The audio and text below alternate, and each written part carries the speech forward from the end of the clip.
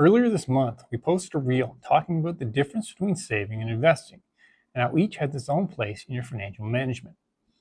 Today, we pick up where we left off by looking at why investing is essentially a necessity for the average Nova Scotian if they want to achieve long-term, lofty financial goals like retirement.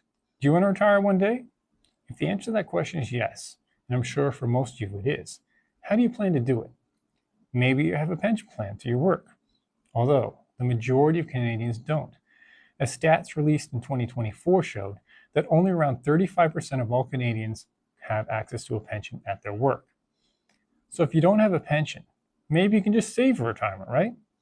And by saving, we mean there's no growth in the money put aside. It's just saved, and it only grows when more money is added to the pile. So good luck with saving. Let's say you think you're going to need $1 million to retire the way you want. We're not saying that's necessarily enough, but it's a number that's often talked about and also easy for people to picture in their heads. So let's say you're 20 years old, just starting your career, and you want to retire when you're 60 with $1 million. That gives you 40 years to save up. Lots of time, right? Well, let's break it down to see how difficult it actually would be. $1 million over 40 years would equal $25,000 per year, or just under $2,100 per month.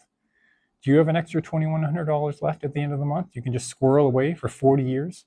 Probably not, because in Nova Scotia, the median household income is less than $65,000. To get to that $1 million, a majority of people will need to invest. Let's talk about our 40-year example again. Over that 40-year timeline, if you were to invest, say, $300 per month and get an average return of 8% annually, you would end up with just around $989,000. That's the power of long-term investing, and why investing is essential for most people.